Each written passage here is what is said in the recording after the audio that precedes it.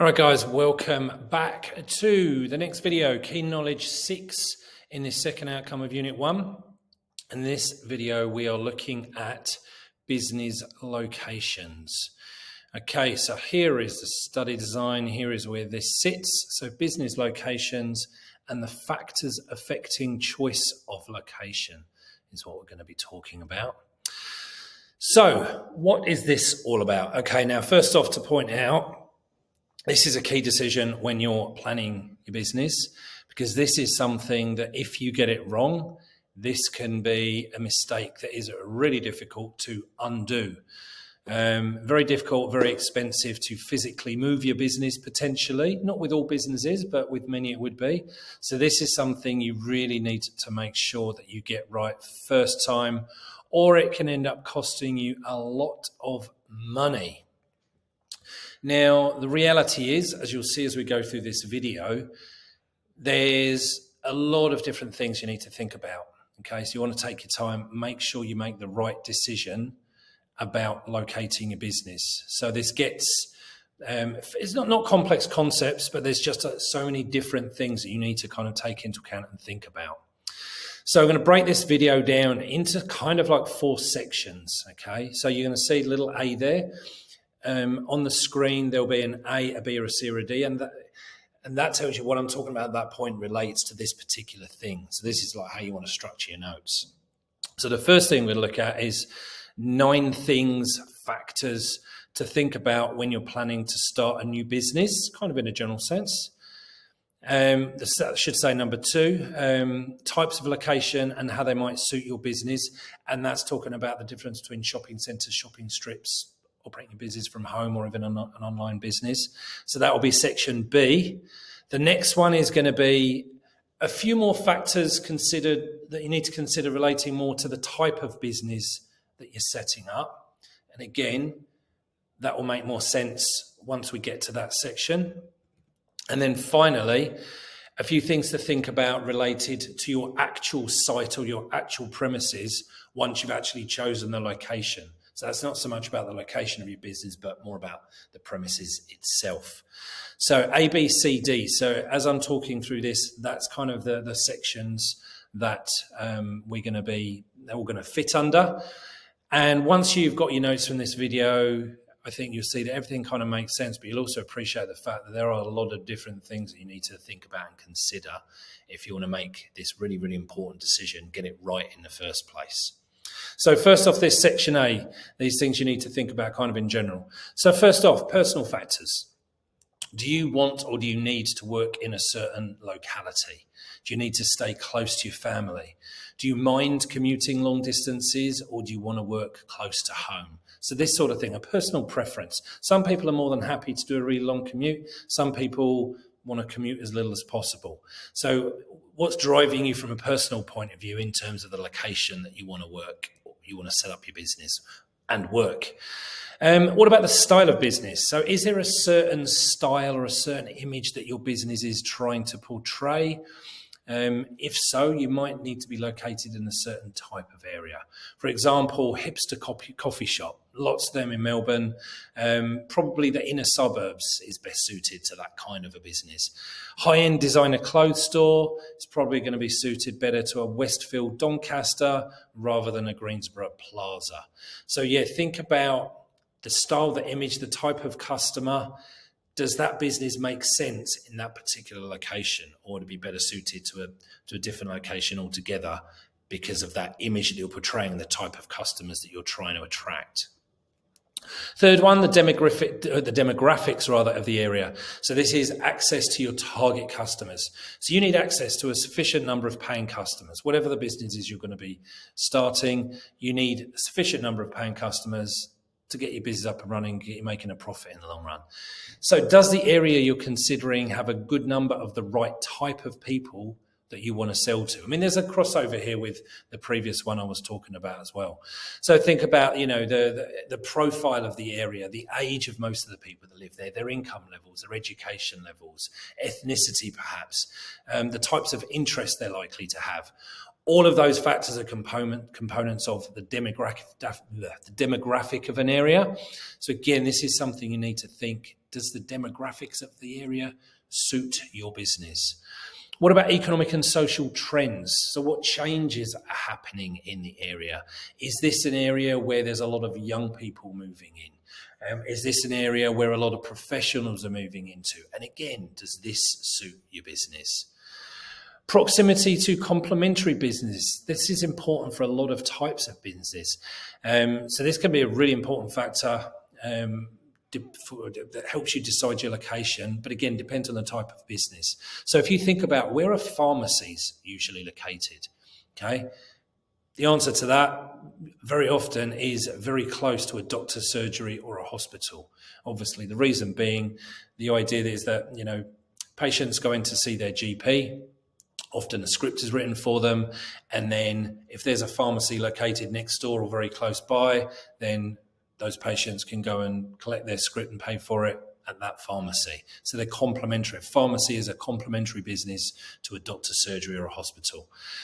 Coffee shops, where are coffee shops likely to be most successful? Probably near some kind of business or retail hub. Okay, you need a lot of foot traffic, a lot of footfall. You need a lot of people to support your coffee shop or your cafe. So it does make sense usually to be near some kind of busy area, like where there's a lot of other businesses located or shops, offices, that kind of a thing.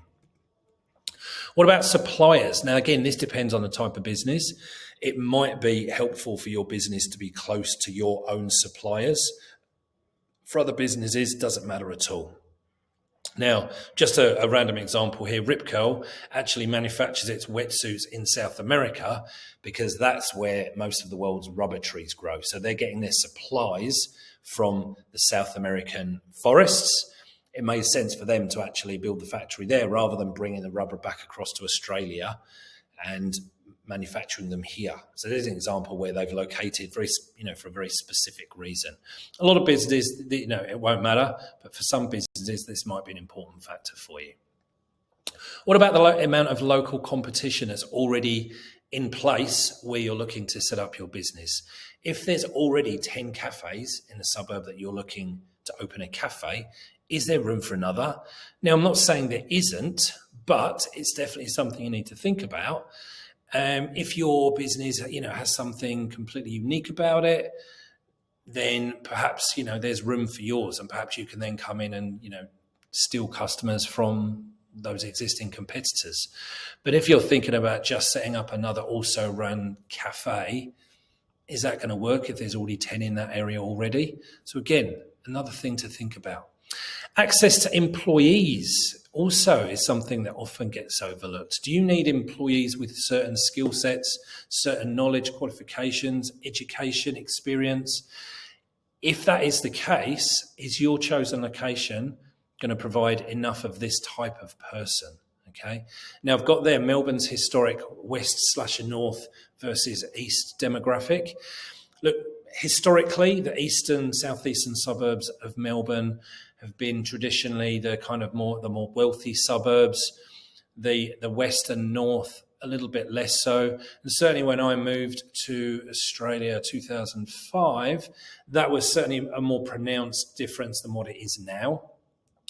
And if you needed a lot of professionals, qualified accountants, qualified lawyers, that sort of thing, there were not so many of them living in the west. They tended to live more in the east and the southeast.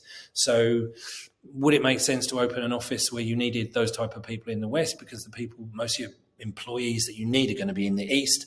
They'd have to travel right across town. Now, what's happened is over the last 15 or so years, those areas in the west, a lot of them have actually gentrified quite a lot. So they've developed.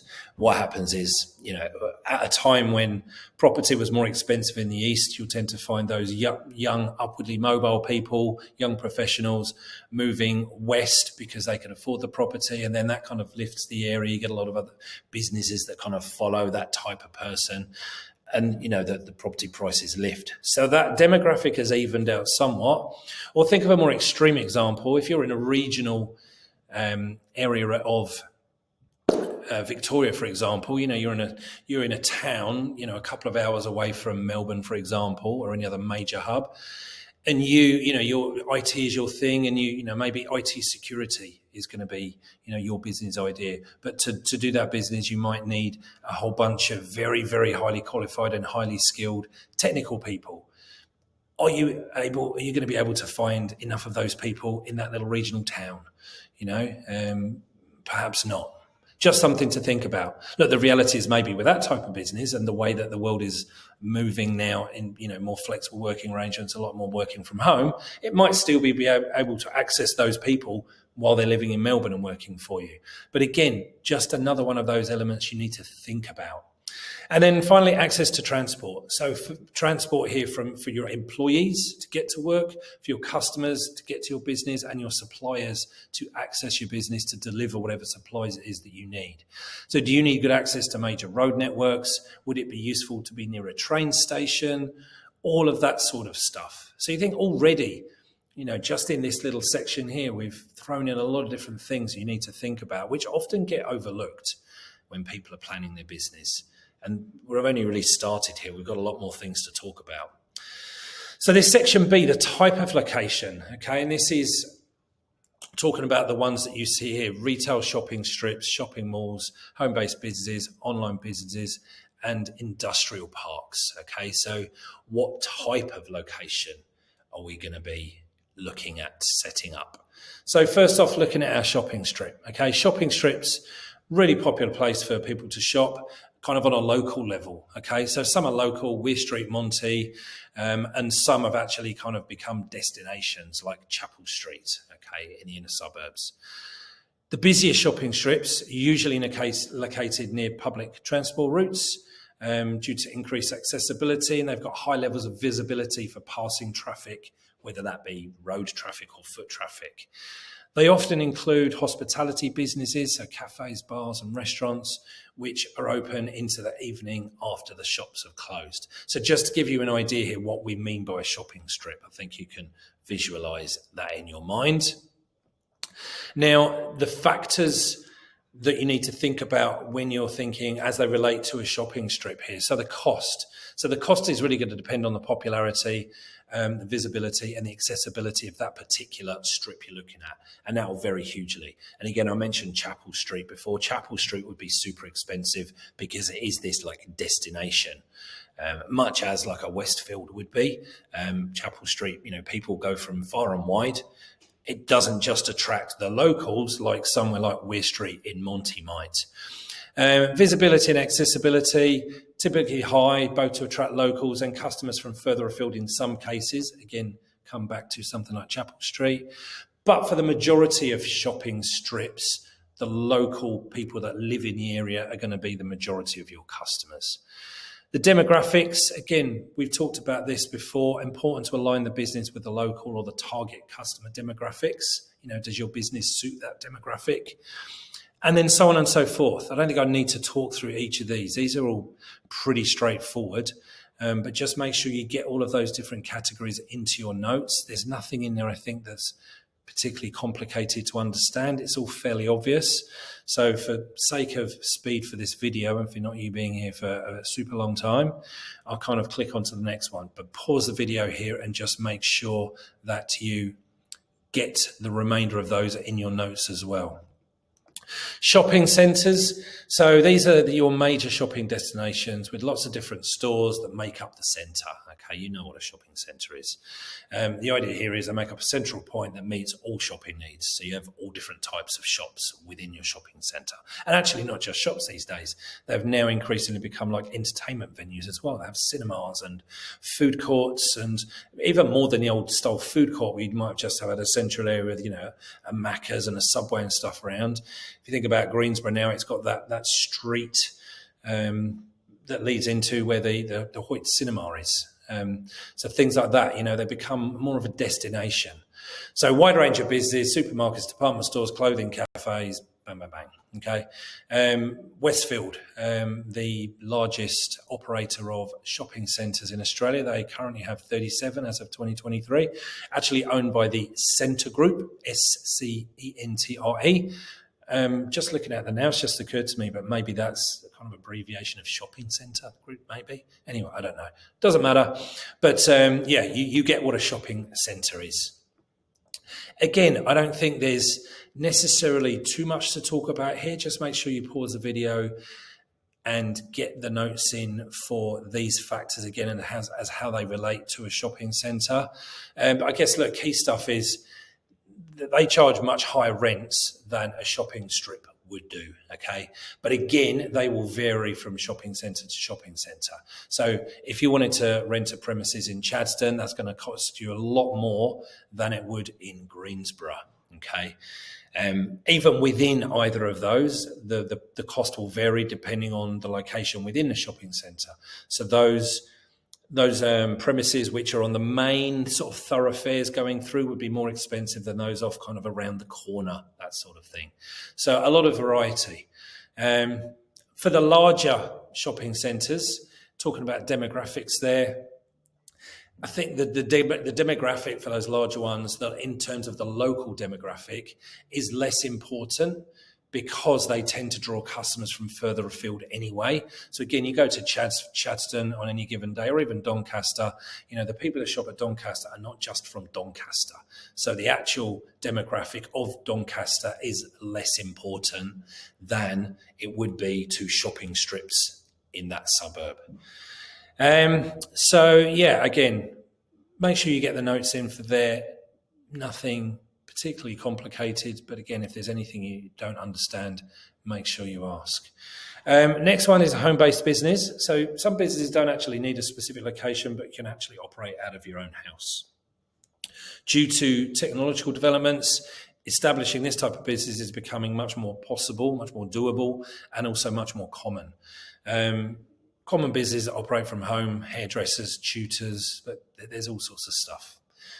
So yeah, can you operate your business? Is it going to make sense to operate your business from home as opposed to buying or renting another premises? Again, pause the video in a second and just make sure you jot these down into your notes. There's nothing, too complicated in there. Look, visibility and accessibility, low, often none. Okay, these are not so important because these are residential streets. Yeah, area demographics, access. These might be issues. Locals want to access your service.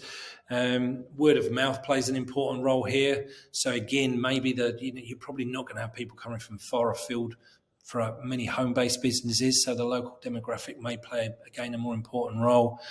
Proximity to competitors, not really relevant. So again, pause the video, make these notes, get them in so that you've got them when you're coming to answer the questions. Online, so that's a type of location now. Okay, so this is obviously one which some years ago wouldn't have existed.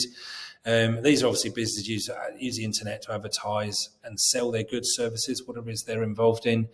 Again, due to the advances in technology, this type of business is becoming more and more popular. We talked before about when we're looking at business models, this idea of clicks and mortar. So this is often done alongside a premises as well. So that's your online and physical presence there, the clicks and mortar. Look, to be competitive in a country like Australia today, some sort of online presence is kind of essential, I would guess. Whatever type of business you are. Think about, if people need a particular product or a service, often the first thing they'll do, if they're not aware of businesses that provide that, will just go to Google and, type in, plumber, Greensborough, whatever. If you're not showing up in searches, you're really limiting your reach to potential customers. So online, really, really important regardless of the business. Again, pause the video and get your notes in here. I don't think there's anything in there that is difficult to understand, but important just to get this down because you'll use this when you are answering the questions that relate to this stuff. All right, so that was section B done. So section C, just some general rules about locating a business, more dependent on the type of business that you are going to be operating. So, for example, if you're a retailer, okay, you're usually going to want a very visible position, okay? Ideally areas with high pedestrian and high vehicular flow. Okay, the problem with that, of course, is that those areas come at a cost. Yeah, it's going to be more expensive. But do you need to do that? So really, your options are probably going to be retail shopping strips, whether they're suburban, CBD, that sort of thing, shopping malls, shopping centres, or these industrial parks. So you think about Thomastown, for example, you have your big industrial parks. You've got the one with Harvey Norman and JB Hi-Fi, and a couple of others. Just over the road there, you've got Good Guys and a couple of others. There's a Macca's in there as well. That's what we mean by the industrial parks. So, yeah, if you're a retailer, think about visibility is going to be probably crucial to you. And there's a bunch of retailers, which I'm sure I don't need to explain that to you. Wholesalers. Now, wholesalers think of them as the businesses that sell to retailers. So these are the businesses that buy in huge bulk, and this is where often retailers buy their supplies from. Now, what they're looking for is a huge amount of space for storage and easy access for vehicles to drop off deliveries and then pick stuff up as well. Visibility isn't so important because the retailers that buy from them know where they are, but access to transport, parking, that sort of thing is really the key here. But you're not looking for visibility. There's no point in paying a premium to be in a very visible location because that's not relevant to you. Okay, you're generally not going to be selling to the public. You're selling to other businesses. So that becomes a very important factor. So things like industrial parks could be relevant, some kind of an isolated site, but you don't want to be paying too much here for the privilege of being seen because it's pointless and irrelevant. Service businesses, we might need office space, okay? So if you're a service business, you're not physically selling products, you're some kind of a service. You might need office space, you might not, but you might even run this from home.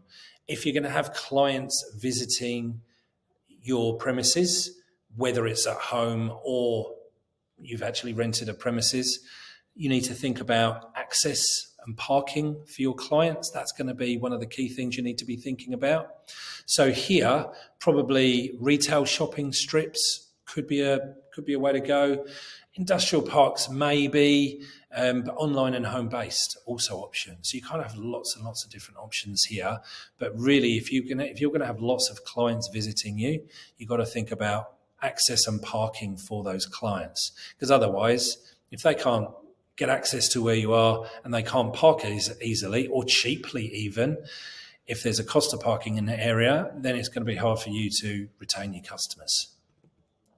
Manufacturing business, like a wholesaler, visibility is of zero import.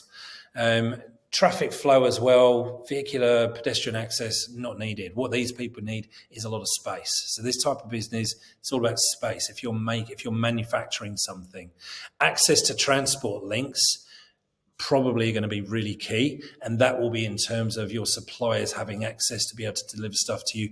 But also, once you've manufactured whatever it is you're manufacturing, the stuff being then delivered away to wherever it's going to, whether it be retailers or whatever the end customer is. So really, visibility, again, not important, but access and transport are going to be the key things for you. Internet businesses, I guess this is an interesting one. It's a different way of looking at it, but really access to fast and reliable internet is going to be your key. If you're also selling goods, if you think a lot of internet businesses also sell something, you might also need the warehouse as well. Then you're looking at probably similar needs as a wholesaler. But in terms of if your business is relying on internet, access to fast and reliable internet is absolutely going to be key. Now, that sounds, we're here in Melbourne. Internet generally is pretty decent. Not as good as it is in most other countries, it would seem, but it's pretty decent, good enough. But this, if you're living in regional Australia, not all the regions of Australia have internet as good as what we have in Melbourne. So again, is it sensible to set up an internet business in regional Australia if you only have 3G coverage at the moment rather than 4 or 5G? Because that could impact your ability to do business, quickly, efficiently, and effectively. So if you're an internet business, you might need an isolated site if you have this, the idea of selling goods which you need to store and then ship out. But obviously online home-based are obvious options depending on the type of internet business that you're operating. Right, then section D, we said, so section D, this isn't so much about the area, the location, this is more about once you've got your location, and this is still part of the process, you need to think about this up front. So once you've chosen your site, your building, your premises, whatever it is that you've picked to run your business, you also then need to think about, is there enough space for what you need?